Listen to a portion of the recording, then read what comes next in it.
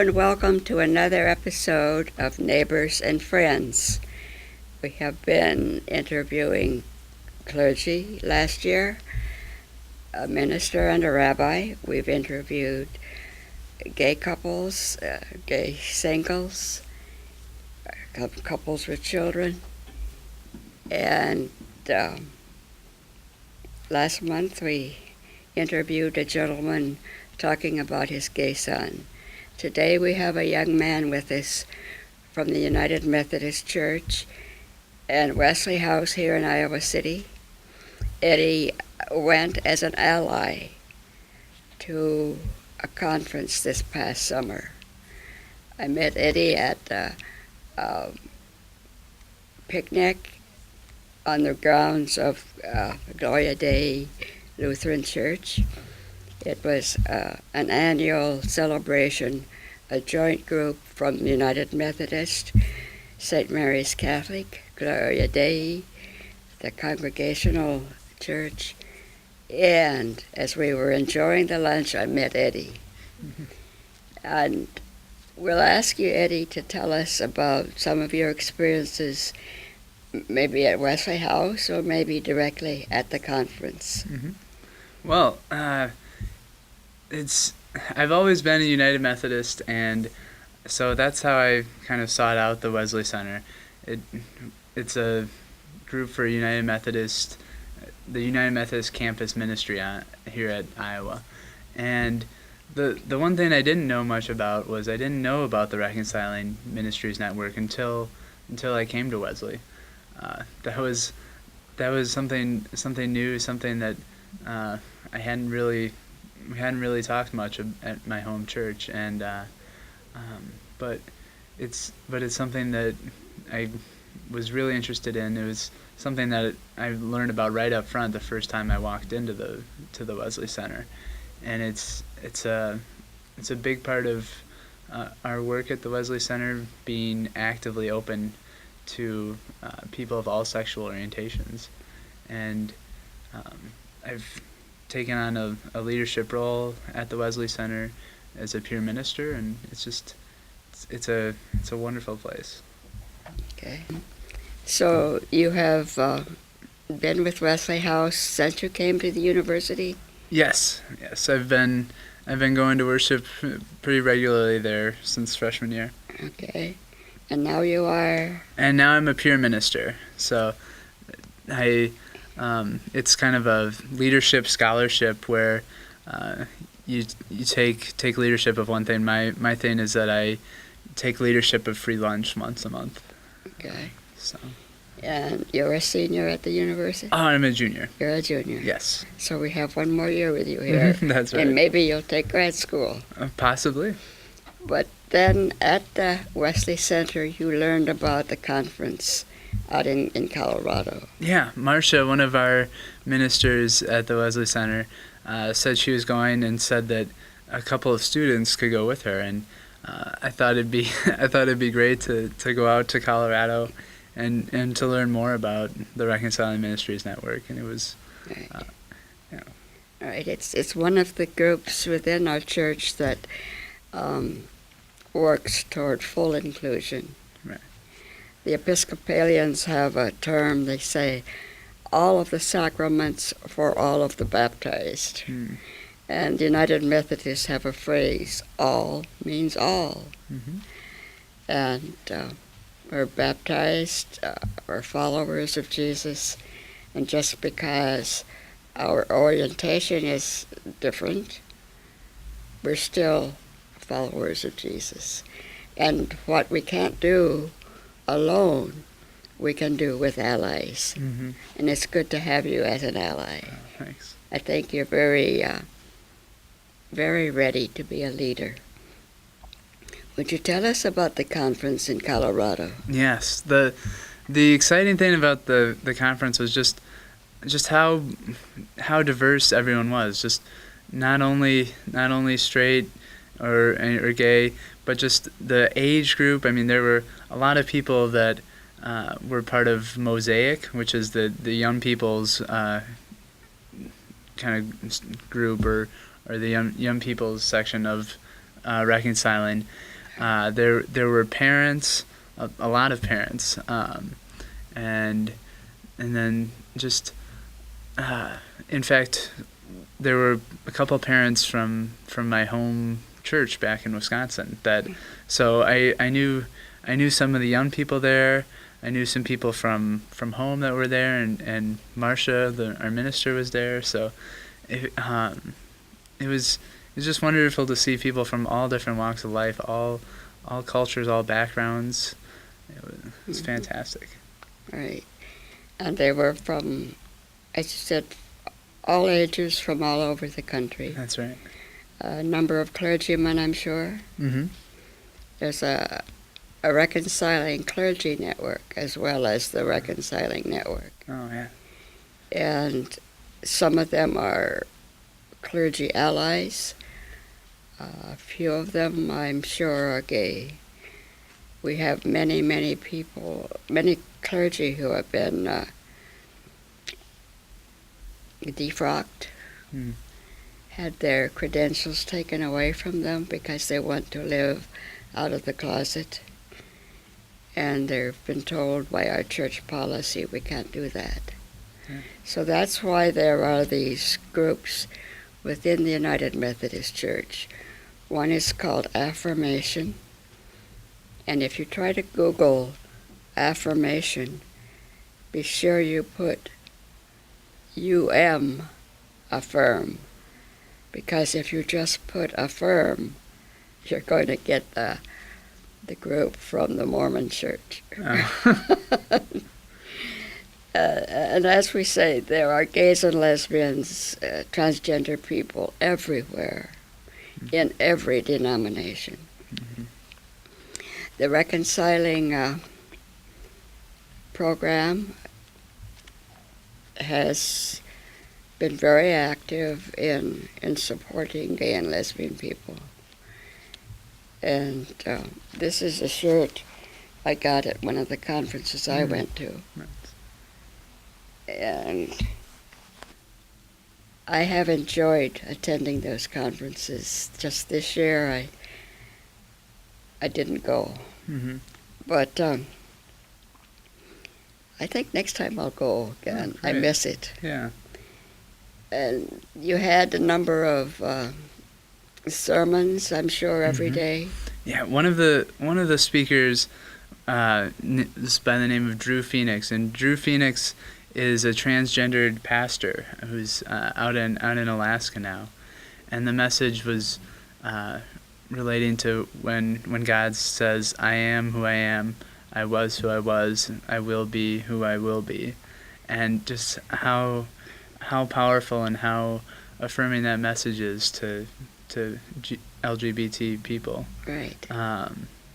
So that was unfortunately I also I got there a little late in the evening of the first night. I missed what I heard was another great speaker, one of the youth, Vincent Cervantes, and it was too bad I missed that because later I saw he put on a drag show, and that was my first drag show. So my first drag show was through the United Methodist Church. It's fantastic. So yeah. I understand that this gentleman you referred to, the pastor in Alaska now, right. He had gone through the process of gender change before he had confided his call to ministry. Mm-hmm. And so when he went through seminary and went through the training and the approval, he was already living as a man. Mm-hmm. And only after he had been a pastor for several years did he confide to his congregation. Mm-hmm. And so that's a little different than somebody who is going through the process at the time of ordination. Right. But what I've read about him is that, his congregation loved him, and they said, "Does it make any difference to us?" Yeah, So that's what he said. It's just that his congregation is really supportive on that, and it's fantastic. Right. So, then how about some of the other days? Well, let's see. One of the seminars I went to was on talking to children about gender issues and things like that, and a lot of the things were framing it in terms of a family, and a family is a group of people. They all love each other, and it's not about having one man and one woman together. That there are all kinds of different families. There are all kinds of families with different skin tones and then all kinds of stuff. It's that they love each other, and that's what the focus is. Right. And it's that loving support until death do us part sort of thing, and knowing that there's somebody to go home to. Right. And so how about were there some Bible study groups you went to, or? There was a woman who kind of led Bible study after worship, kind of in a larger setting. She was from Perkins Theological Seminary in Dallas, and she was good. Mm-hmm. I see you brought your book along. Yes. This was the program book that has all of the just kind of the worship order and information about the speakers and everything. Uh-huh. And I also got a shirt when I was there. This is a kind of funny shirt that Mosaic had. It says, "You can't catch the gay. We've tried." But it's funny, but it gets to a really important thing. Just, I don't know, a lot of people still have this perception that if you go to a conference with a lot of gay people, that they'll, I don't know, try to turn you to be gay or to influence you, and it's Yep. really not about that. It's about including more people into the church.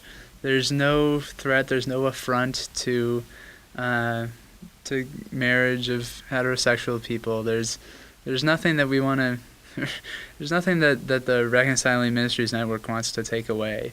It's just including more people. So you can't catch the gay. It's Right. not shaking hands with a gay person No. won't somehow give you the flu. No, it won't.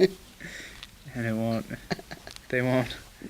They won't try to convert you to be gay or No. It's too hard to.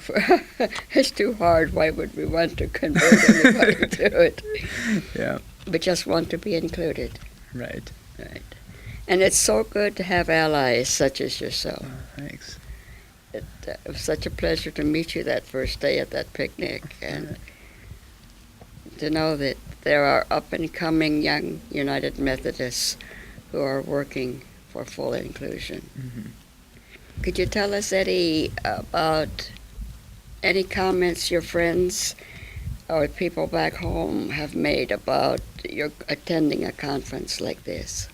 Oh, a lot of people back home were very supportive. There's a group in my home church that's trying to become reconciling. They're called the Kairos group, and it started as a group for parents of LGBT people, and so they, I know people from that group came up to my parents and were just absolutely thrilled that I was going, and it was good to get to see two of those people at the conference. So I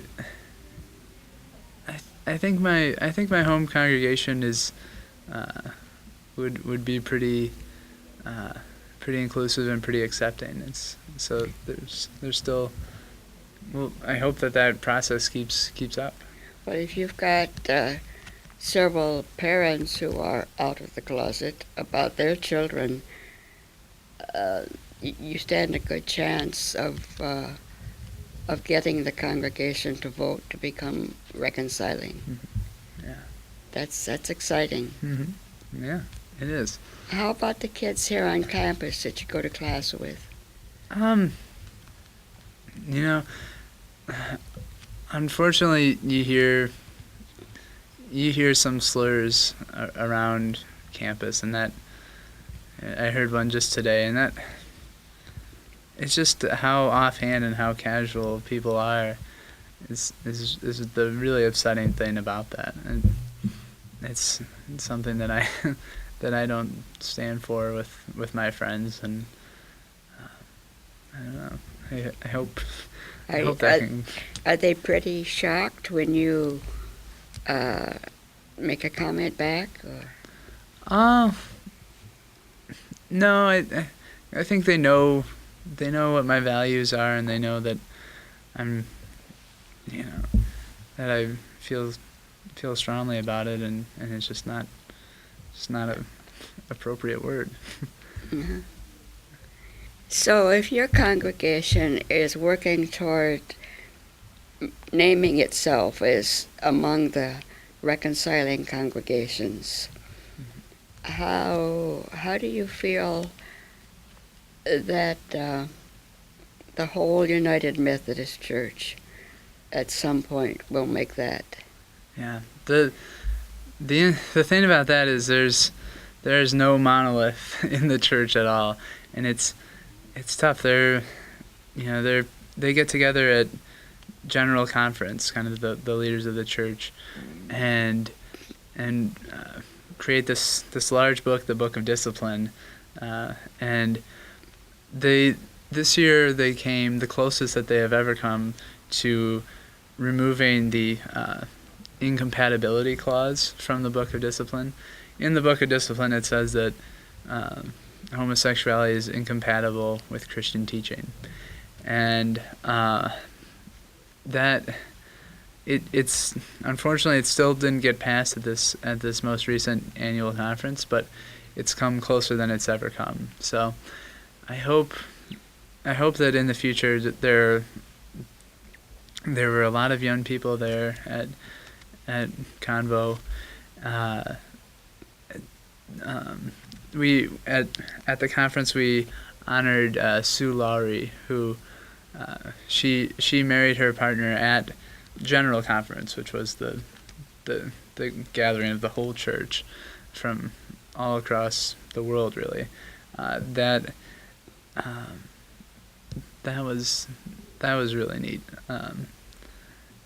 and so I'm hoping that by the next General Conference that there could be enough votes to remove that incompatibility clause. Right. There was effort then there was some motion was required to go before every annual conference. And what we need is a lot of young and open-minded, open-hearted delegates to every annual conference to pass those things on a local level. Yeah. It's a lot of work. It's very time-consuming. The National Church has a problem with antagonism from some foreign conferences, particularly from Africa. Mm-hmm. And I understand that the Africans, who were accustomed, many of their tribes and many of their nations were accustomed to polygamy, where a man could have as many wives as he could support. And they are angry. I understand some of them were angry that when Christian missions came, it told them that was wrong. Now they're going to tell us, okay, we'll fight you in one thing you want. Right.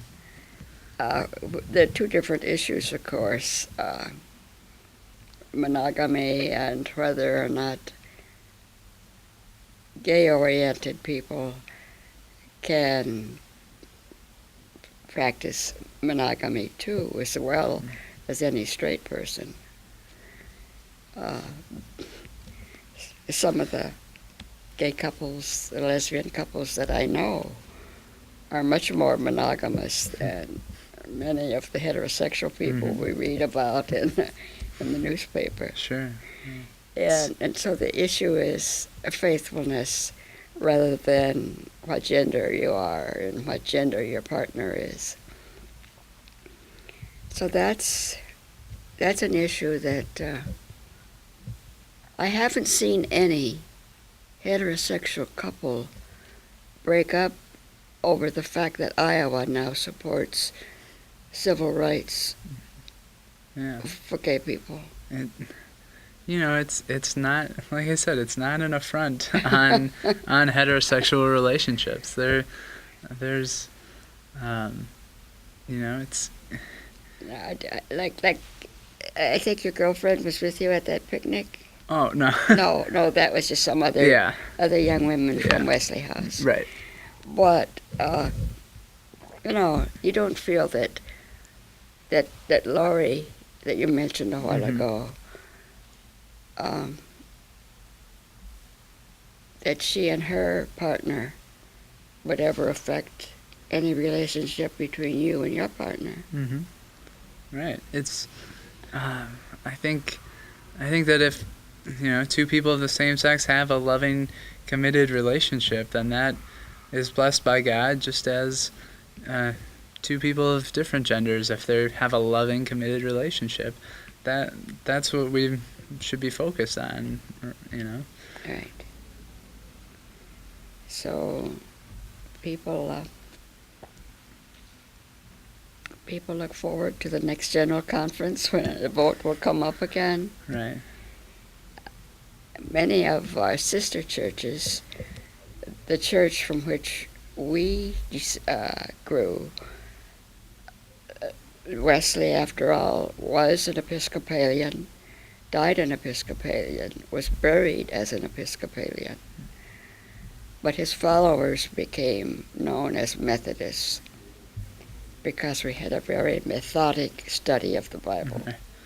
It was almost a jab at it, wasn't it? Yes, I mean, it was. Name. It was a jab, as you said, and, an insult to put down. Right. So that's some gay people. Queer used to be a slam at us, and many gay people recently have decided queer. We'll just take the word queer. Queer is good. So back to the church. The church from which we grew has made a great deal of advance in welcoming and affirming gay people.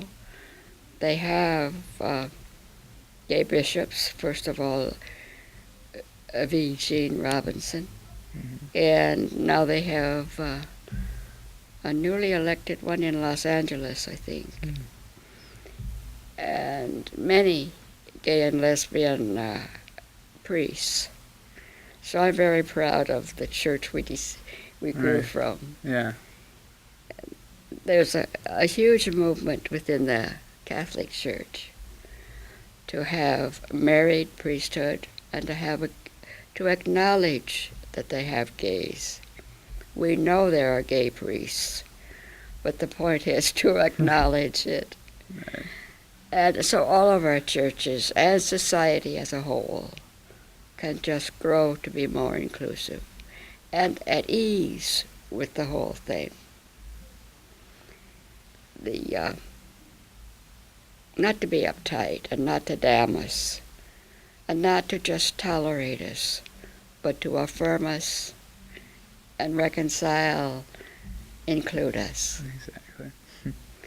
So tell us any more sermons that strike out in your memory? There's a session, it was, this is a new word for me, it was a plenary, which was kind of part lecture, part discussion. So it wasn't really a worship service at all, but it was a plenary on marriage equality, and there was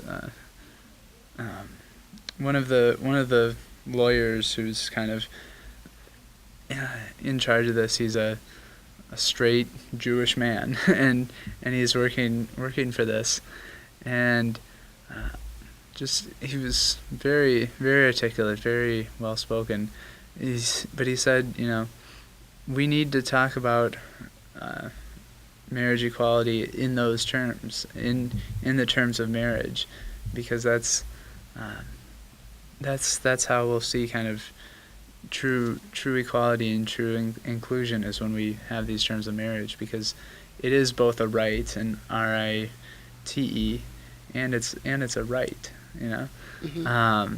So he was great.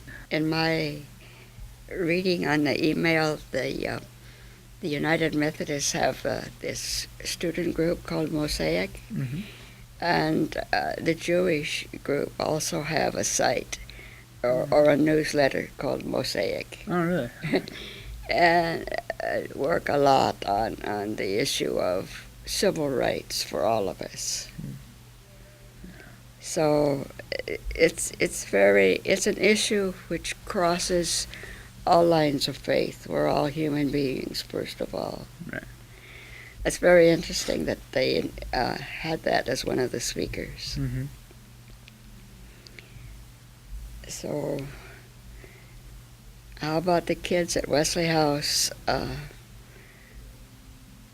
You have some that are excited about going next year or next time? I sure hope so.